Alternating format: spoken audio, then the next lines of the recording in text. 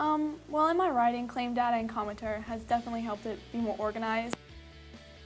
And I feel like that makes my writing seem more professional. And it really has helped me because it allows you to really organize your paper in a coherent fashion. Well, most of my papers are usually jumbled messes, but after this year, they've been becoming more organized because of the claim data and commentary. Well, I was just introduced to the claim data commentary last year in 11th grade, and there's such a stark difference in my writing between 10th and 11th grade.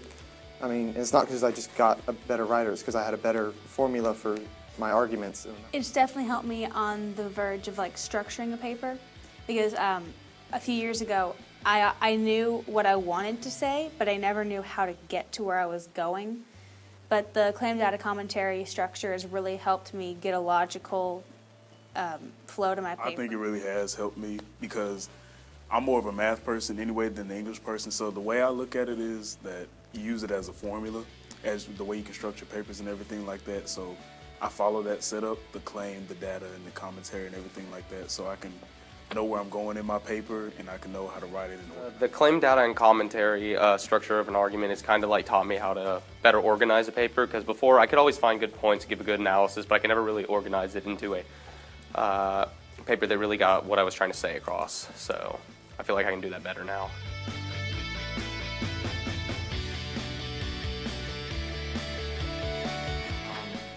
When I took calculus in the past, I know that there are multiple different theorems that we use in order to figure out how we should approach different problems, and I know that often you'll have to prove a certain theorem associates with a certain problem with data and a claim. Definitely, like in classes such as like calculus, where we have to like give an answer and then prove it. I mean, it's different because we're like working more with numbers, but it's still the same kind of thing. We'll give a claim about what we think the answer is, and then have to support it. Like I guess that would be data with numbers and formulas leading up to what. Yeah, it really helped me in like even my history class.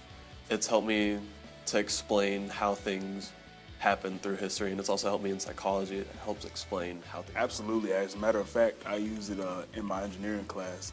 So the way I use it in there is we have to, when you're talking about a particular system or anything like that, you would make a claim that, oh, it's going to perform this way, or no, it's going to do this when we put it out there for everyone to see.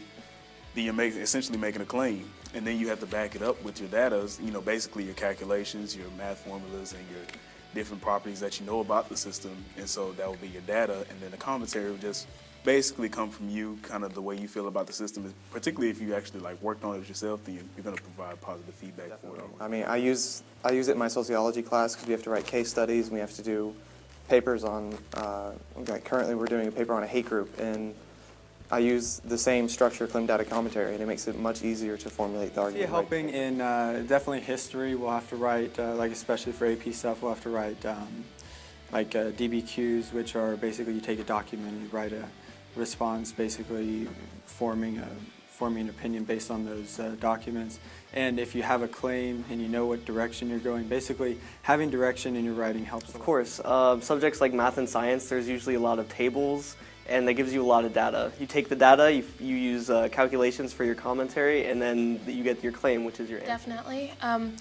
In our health class, or in anatomy, we are given lectures for our notes, basically, and so we have to make general connections through that, and the claim data and commentaries kind of helped direct where I'm interpreting or what I'm interpreting and how do I link them together, so that was very helpful. When I took calculus in the past, I know that there are multiple different theorems that we use in order to figure out how we should approach different problems, and I know that often you'll have to prove a certain theorem associates with a certain problem with data and a claim. I feel like I haven't taken any since I've actually learned the approach, but I took some last year, and looking back, if I would have known that, I probably could have better organized the FRQs, maybe scored a few more. It really helped me in the psychology, in the AP psychology exam. Yes, I do. I want to fly airplanes when I get older, so I would need to know, I have to analyze the weather, make sure it's appropriate to fly in, don't want to get lost. Like I said, just day-to-day life, conversing with people, you use it all the time. And then, of course, when you get to college level writing classes, you're definitely going to need it because, it's the what's expected of you is going to be a lot higher. I can definitely see it helping in college. I have a friend who's in college right now, and I help him with his papers. College is going to be a lot of essays to write, so it's going to be extremely useful. And then for career-wise, going to be writing a lot of reports, analysis on things, etc.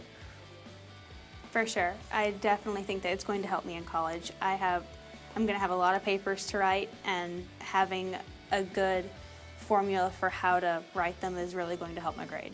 Yeah, this is a skill I plan to take to college and probably make good use of. I plan to be an engineer, so you have to write papers and stuff. So. Yeah, in college you'll definitely have to use these tools to help you in anything from English to science, I'm sure in research papers and things like that.